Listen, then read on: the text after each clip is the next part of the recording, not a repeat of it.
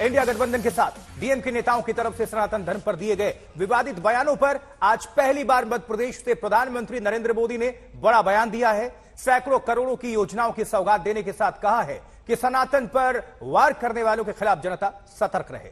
निशाने पर सीधे इंडिया गठबंधन रहा।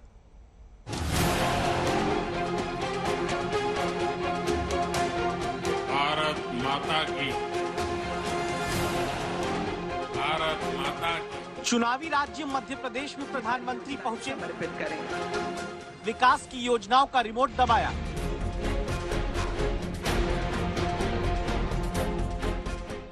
छह महीने के भीतर छठे दौरे पर पहुंचे नरेंद्र मोदी ने सियासत के उस विवाद का बटन भी दबा दिया जिसे विपक्ष के इंडिया गठबंधन में शामिल डीएमके के नेताओं ने सनातन की तुलना बीमारियों से करते हुए खत्म करने की बात के साथ की।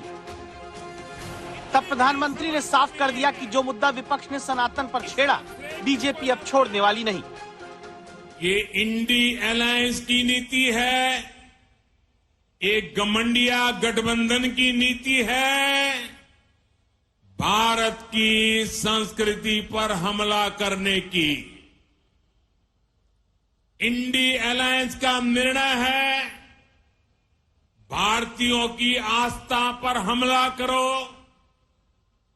इंडी अलायंस गठबंधन की नीयत है भारत को जिस विचारों ने, जिस संस्कारों ने, जिस परंपराओं ने हजारों वर्ष से जोड़ा है, उसे तबाह कर दो। 38 मिनट का भाषण मध्य प्रदेश के बीना में प्रधानमंत्री देते हैं। 5 मिनट 37 सेकंड सनातन विवाद पर कांग्रेस की अगुवाई वाले विपक्ष को घेरते हैं। जिस सनातन से प्रेरित होकर देवी अहल्याबाई होलकर ने देश के कोने कोने में सामाजिक कार्य किए, ये गठबंधन, ये इंडी अलायंस उस सनातन संस्कारों को, परंपरा को समाप्त करने का संकल्प लेकर के आए हैं।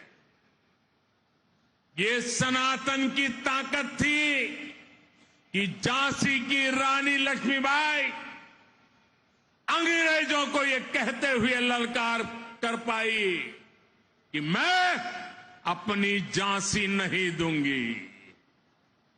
जिस सनातन को गांधी जी ने जीवन पर्यंत माना, जिन भगवान श्री राम ने उनको जीवन भर प्रेरणा दी, उनके आखिरी शब्द बने, हे राम।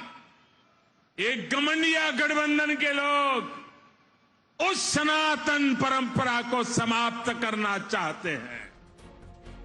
विपक्ष को चुनौती देते प्रधानमंत्री ने इसके बाद उन महापुरुषों का नाम लेकर सनातन संस्कृति का इतिहास याद दिलाया जिनके साथ पिछड़ों, दलितों का वोट भी जुड़ा हुआ है। ये सनातन की ताकत थी कि स्वतंत्रता आंदोलन में फांसी पाने वाले वीर कहते थे कि अगला जन्म मुझे फिर ये भारत मां की गोद में देना। जो सनातन संस्कृति संत रविदास का प्रतिबिंब है, जो सनातन संस्कृति माता शबरी की पहचान है, जो सनातन संस्कृति महर्षि वाल्मीकि का आधार है, जिस सनातन ने हजारों वर्षों से भारत को जोड़े रखा है, ये लोग मिलकर अब उस सनातन को खंड खंड करना चाहते हैं। इसके बाद नरेंद्र मोदी ने साफ किया कि सनातन की रक्षा के लिए विपक्ष से सतर्क होना जरूरी है। आज इन लोगों ने खुल करके बोलना शुरू किया है, खुल करके हमला करना शुरू करके दिया है। कल ये लोग हम पर होने वाले हमले और बढ़ाने वाले हैं। देश के कोने कोने में हर सनातनी को इस देश को प्यार करने लगाने वाले को, इस देश की मिट्टी को प्यार करने वाले को, इस देश के कोटि कोटि जनों को प्यार करने वालों को, हर किसी को सतर्क रहने की जरूरत है। सनातन पर पहले ही बीजेपी के तमाम नेता बोलते आ रहे हैं, सीधे सोनिया गांधी, राहुल गांधी से सफाई मांगते आ रहे हैं। लेकिन अब पीएम का चुनावी राज्य में बोलना कितना सियासी रूप से सरकारी होगा, इसे समझिए। 2019 में CSDS का पोस्ट पोल कहता है 52% हिंदू वोट जहां बीजेपी के खाते में देश में आया, वहीं 54% हिंदू वोटर चाहते थे कि नरेंद्र मोदी दोबारा पीएम बने। यानी हिंदू वोटर की पहली पसंद बीजेपी को मिले वोट से भी ज्यादा नरेंद्र मोदी के तौर पर है। भारत माता की, भारत माता की, भारत माता की। वहीं नरेंद्र मोदी जब सनातन विवाद को उठाते हैं तो तय हो जाता है चुनावी राज्य मध्य प्रदेश और छत्तीसगढ़ तक इस मुद्दे को आगे और बड़ा करके उठाया जाएगा। आगे बढ़े उससे पहले विपक्ष का रिएक्शन देख लीजिए। मोदी जी का और अमित शाह जी का बार बार आना इस बात का द्योतक है कि शिवराज सिंह जी और वीडी शर्मा जी का चेहरा टोटल अलोकप्रिय हो चुका है। मतदाता जानता है कि ये प्रधानमंत्री का चुनाव नहीं है। नरेंद्र मोदी आके चीफ मिनिस्टर का चुनाव लड़ेंगे तो कुछ फर्क पड़ सकता है। वो बोले कि अब मैं छत्तीसगढ़ में चीफ मिनिस्टर का काम करूंगा, तो लोग सोचेंगे कि अब मोदी जी का भाजपा से मुख्यमंत्री बनेंगे, हम वोट दें कि नहीं दें। तो सनातन धर्म यानी हिंदू धर्म का मतदाता भारतीय जनता पार्टी के लिए ज्यादा वोट करता रहा है, तब प्रधानमंत्री का सनातन विवाद में खुलकर बोलने का हिसाब भी सियासी हिसाब समझिए आप। देखिए, पहली बार एनडीए को 2014 लोकसभा चुनाव में 43% हिंदू वोट हासिल हुआ।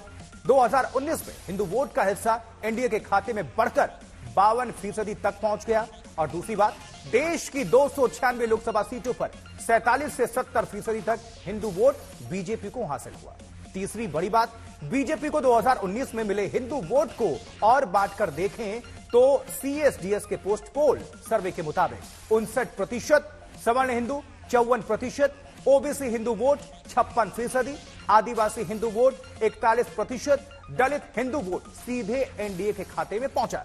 यानी औसत हर 10 में से 4 से लेकर 6 वोट सीधे एनडीए के खाते में जाता रहा।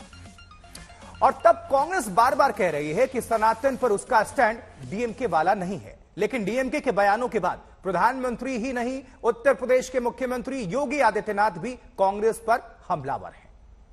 सनातन धर्म पर प्रश्न उठाए जाते हैं, आज प्रश्न उठाए जाते हैं, ये वही लोग हैं जो कभी राम के अस्तित्व पर भी प्रश्न उठाया करते थे। लेकिन जो सनातन नहीं डिगा था रावण के अत्याचार से, जो सनातन नहीं मिटा था कंस के अहंकार से, और जो सनातन नहीं मिटा था बाबर और औरंगजेब की तलवार से, उस सनातन को ये सत्ताजीवी क्या मिटा पाएंगे। वहीं बहुत सारे लोग हैं जो भारत और भारतीयता पर आज भी प्रश्न खड़ा करके भारत की विरासत को अपमानित करने का कुत्सित प्रयास कर रहे हैं।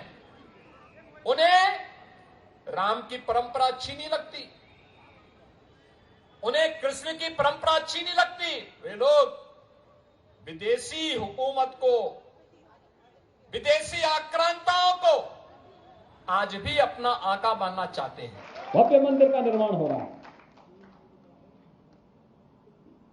ये परिस्थितियां वही हैं। कुछ लोग थे इस देश में जो कहते थे राम तो हुए ही नहीं, राम के अस्तित्व पर प्रश्न खड़ा करते थे, कृष्ण के अस्तित्व पर प्रश्न खड़ा करते थे, इन्हें मिथक मानते थे। लेकिन राम एक वास्तविकता है,